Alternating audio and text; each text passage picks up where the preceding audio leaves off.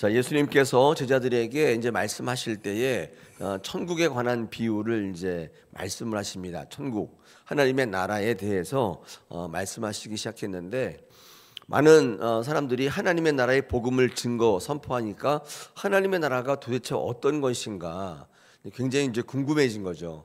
예수 그리스도께서 이 땅에 오셔서 전했던 복음 사역의 핵심이 하나님의 나라의 도래입니다. 하나님 나라가 온다. 하나님의 나라가 어떤 나라인지가 굉장히 궁금해서 질문들이 많이 있었을 텐데, 예수님께서 하나님의 나라를 어떻게 비교할까 하면서 두 가지를 이야기하셨는데, 첫째가 겨자 한 채소밭에 갖다 심은 겨자씨 한 알 이렇게 비유하셨고, 또 하나는 21절에 보니까 가루 소말 속에 갖다 넣어서 전부 부풀게 한 누룩이다 이렇게 이야기하셨습니다. 그러니까 여러분도 하나님의 나라가 굉장히 궁금하시잖아요. 하나님의 나라는 이렇다 이렇게 말씀하신 거예요. 만약에 하나님 나라가 우리가 생각했던 그 어떤 거라면 이렇게 말씀하시지 않았을 텐데, 하나님의 나라가 어떤 것인가, 오늘은 우리는 하나님의 나라에 대한 그 생각을 이렇게 말씀에 맞추셔야 돼요. 이건 비유잖아요. 이 비유가 무엇을 의미하는지를 아시고 하나님의 나라에 대해서 생각하시는 게 굉장히 중요하다. 이 비유는 나는 관여치 않고 나는 다른 것으로 하나님 나라를 삼겠다. 곤란해지는 거죠.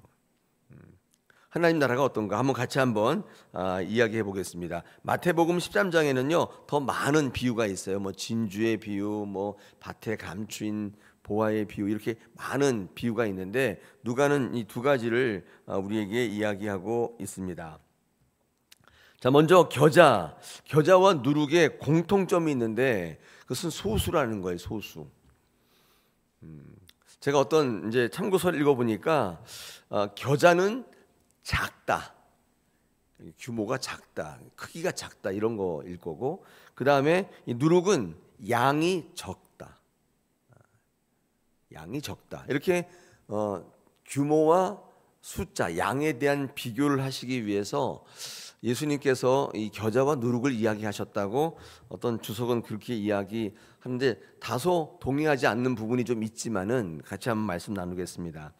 여러분, 이 두 가지 공통점이 소수인데 이게 공통점이 소수인데 이 소수가 갖는 힘이 영향력입니다. 작지만 적지만 영향력이 있다. 이 영향력을 다른 말로 하면 성장한다예요. 하나님의 나라는 성장하는 것이다. 이렇게 예수님께서 말씀하신 거예요. 의미가 그렇습니다. 그러니까 하나님의 나라는 소수의 원리로 시작해서 다수의 원리로 확장되는 거예요. 확장되는 것입니다. 그러니까 이 영향력이라는 것은 성장 내지는 확장성, 이렇게 얘기할 수 있어요. 성장이나 확장하는 거예요. 그러니까 머물러 있는 것은 하나님의 나라가 아니다. 하나님의 나라는 자꾸 자라난다는 것입니다. 그래서 이 작은 겨자씨, 적은 누룩이 만들어내는 논리예요. 그게 바로 하나님의 나라다 이렇게 되어 있습니다. 제가 아까 말씀드린 것처럼 이 겨자는 작은 거, 규모가 작은 거, 그다음에 누룩은 양이 적은 거, 숫자가 적은 거, 이것들이 만들어내는 논리이지. 근데 만약에 큰 규모, 많은 양이 만들어낸다고 했다면 이렇게 얘기하시지 않았겠죠. 그리고 어떤 효율성이나 어떤 합리적으로 볼 때도 많은 것들이 많은 것을 만들어낸다고 한다면 그게 더 훨씬 좋을 텐데, 주님은 하나님의 나라를 비유가 얘기할 때 큰 것과 많은 것의 논리라고 얘기하지 않으시고 적은 것, 작은 것, 적은 것의 논리다 이렇게 이야기했습니다. 왜냐하면 확장되고 성장해서 이루는 나라이기 때문에 그렇습니다. 특히 겨자 같은 경우는 작은 규모로 시작해서 자라나는데 큰 규모로 성장한다 이렇게 이제 이야기를 했는데, 그러면 이제 큰 나무가 되는 거죠. 적은 조그만 요 씨앗에서 시작해서 자라나서 큰 나무가 되는 겁니다. 오늘 성경 말씀을 보니까 큰 나무가 되었다기보다는 자라난다, 이렇게 자라나서 나무가 되었다고 되어 있습니다. 그러니까 자라난다는 것이 반드시 큰 규모, 외형을 이야기하는 것이라고 볼 수는 없겠습니다. 새들이 깃들어 쉬는 공간이라는 것은 반드시 외형만을 의미하는 것이 아니라, 여러분 쉰다는 것이 외형에서만 쉬는 게 아니라 영적으로 쉼이 또 있잖아요. 큰데 쉼이 없는 것도 있을 수 있는데 작지만 온전한 쉼이 있을 수도 있기 때문에 하나님의 나라의 확장을 규모의 확대나 확장으로 단정 짓는 것은 옳은 해석은 아니라고 생각이 됩니다. 하나님 나라를 외적인 변화로 보는 것에는 반만 동의하는 것이죠. 제가 전에도 한번 말씀드렸듯이 하나님 나라는 규모로 존재하지 않습니다. 왜냐하면 하나님의 나라는 어떤 장소적 의미로 규정하는 것이 올바른 성경적 의미는 아니에요. 왜냐하면 그렇다면 어떤 공간적 의미라고 하면 구원이 받는 사람이 많아질수록 수용하는 데 커야 되잖아요. 그러니까 공간적 의미로 볼 수 있지만 하나님의 나라는 그런 공간적 의미로 우리에게 전달된 적이 없어요. 성경에 어디도 그렇게 나타나 있지 않아요. 그러니까 규모의 확장이 하나님의 나라라고 보기는 좀 어렵다. 우리 복음주의 신학에서는 그렇게 이야기합니다. 그러니까 자라나는데 나무가 되는 게 중요한 것이지, 새들이 깃들 수 있는 나무가 되는 게 중요한 것이 큰 나무라고 비유하는 것은 우리나라식의 이제 논리인데 그런 주석들이 좀 있습니다. 소개합니다. 그러므로 이 작은 겨자가 나무가 되어서 작은 겨자로만 있는 게 아니라 자라나는 거죠. 자라나서 하나님 나라를 이룬다는 것입니다. 만약에 이걸 우리 교회에 적용해 본다면 우리 성도들이 자꾸 성장하는 거예요. 성장해서 나무가 되시는 겁니다. 그 중에는 뭐 큰 나무로 거목으로 성장하시는 분도 있겠지만 어떤 분들은 작은 나무가 있을 수도 있겠죠. 그런데 작은 나무에 또 쉼이 있을 수가 있고 큰 나무에 쉼이 있기 때문에 어떤 규모로 하나님 나라를 결정짓는 것은 그렇게 옳지 않다. 그래서 우리 교회 모든 분들이 하나님의 나라처럼 자라나셔야 돼요. 성장하지 않고 있다면 본인이 알잖아요. 내가 지금 예수 믿은 지 한 40년, 50년 됐는데 어떤 면에서 성장하고 있는지, 이 성장이라고 하는 거, 확장이라는 개념이 성경에서는 뭐라고 얘기하는지 그 기준에 비추어 볼 때 내가 예수 믿은 지 한 40년, 50년 됐는데 성장하고 있는가 물어보셔야 돼요. 성장되었는가. 저는 어떻게 보냐면 관점의 변화라고 보는 거예요. 어제 우리 같이 말씀을 나눴잖아요. 그러니까 성장했다는 것은, 믿음으로 성장했다는 것은 보는 것의 기준이 나에서부터 예수로 옮겨진 거예요. 이게 이제 변화된 건데 이거를 성장이라고 말할 수 있습니다. 예수 믿고 이루는 성장. 예수 믿고 교회 열심히 다녔는데 내 시각이 바뀐 게 없어요. 여전히 좋던 가치가 여전히 좋아요. 세상의 가치를 이루려고 살아가요. 이런 건 성장이라고 볼 수 없어요. 우리 사도 바울의 서신서 에베소서 같은 데 보면 이 성장을 어떻게 얘기했냐면 어릴 때 것들을 버렸다고 되어 있습니다. 이걸 성장이라고 얘기하고 있어요. 그러니까 성장은 어릴 적의 일들을 버리는 거예요. 이게 성장. 뭐 그거는 마찬가지 아니겠습니까? 아이가 성장할 때 초등학교 다닐 때 가치 있다고 생각하는 것들이 자꾸 변해서 초등학교, 중학교, 뭐 고등학교, 대학교 가면은 그게 다르죠. 이게 자꾸 가치가 달라지잖아요. 그게 성장하는 거잖아요. 똑같이 대학생이 됐는데 딱지가 너무 소중해요. 구슬이 너무 소중해서 매일 가지고 다니고, 포켓몬 카드가 너무 중요해가지고 그걸 가지고 다녀요. 그러면 내가 좋다는데 왜 그래요? 이렇게 할 게 아니잖아요. 근데 그 사람은 병원 가봐야 되잖아요. 성장이라는 것은 신앙에도 객관적 기준이 있어요. 우리 신앙적으로 성장했다는 것은 하나님의 가치로 내 기준이 옮아가는 거예요. 그럼 하나님의 나라의 가치가 뭐냐? 우리는 신앙을 통해서 알아가고 있단 말이에요.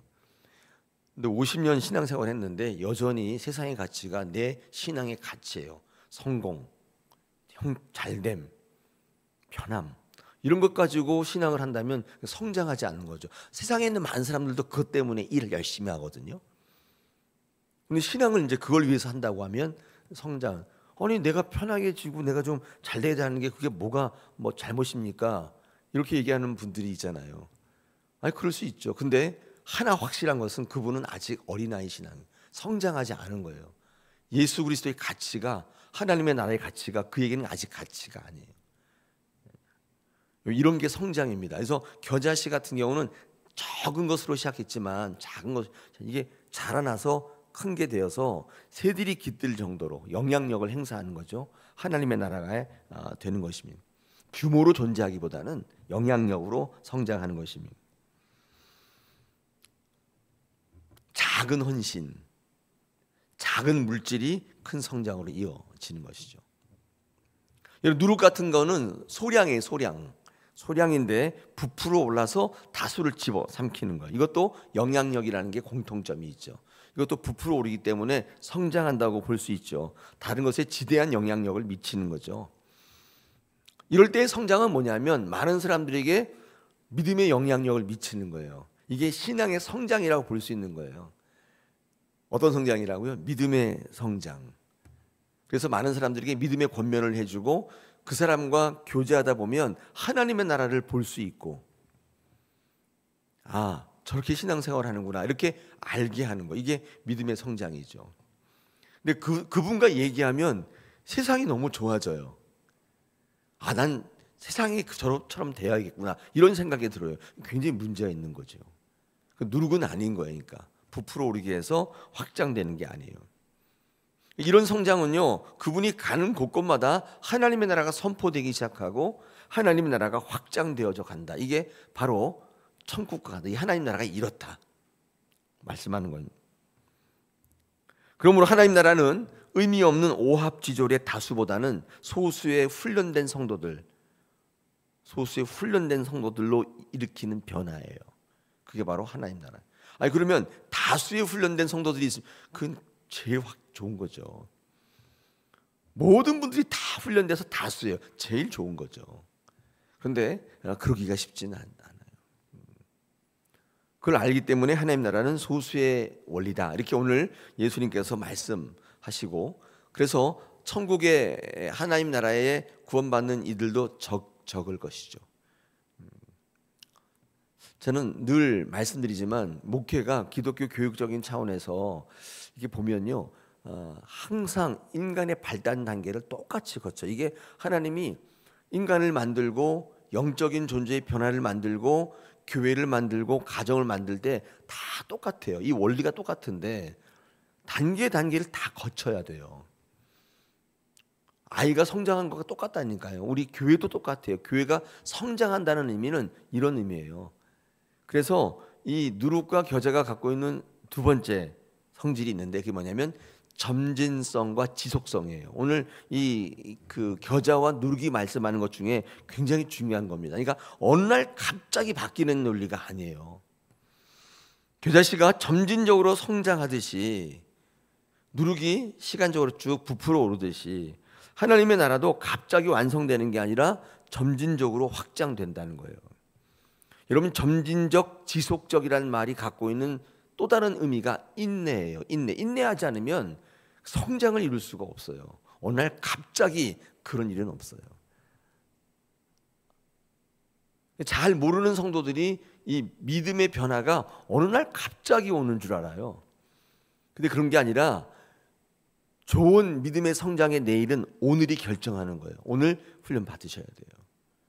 그게 없으면 성장은 기대하기가 어렵다는 거예요.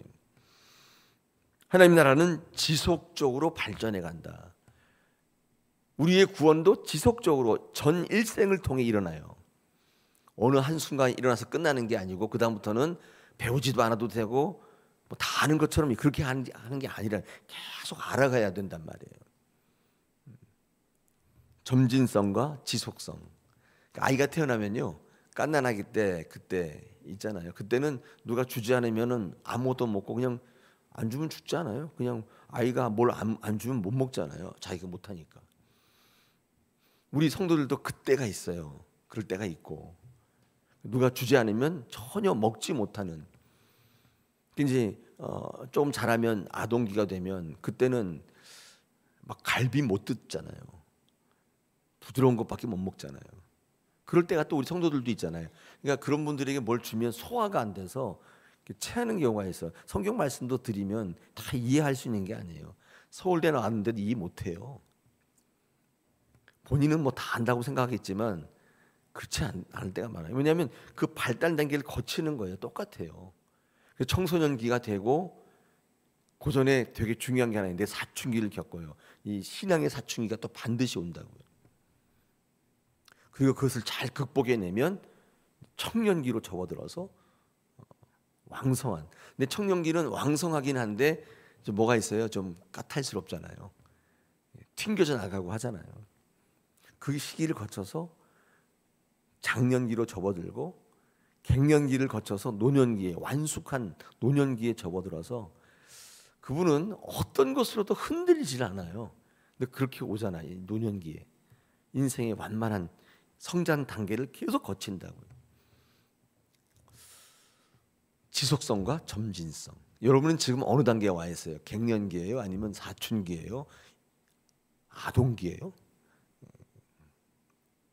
우리 성장을 반드시 이루어야 된다. 이게 하나님께서 하나님 나라를 이야기할 때 예수님께서 말씀하신 것이고 우리를 통해서 하나님 나라를 확장시켜 나가신다.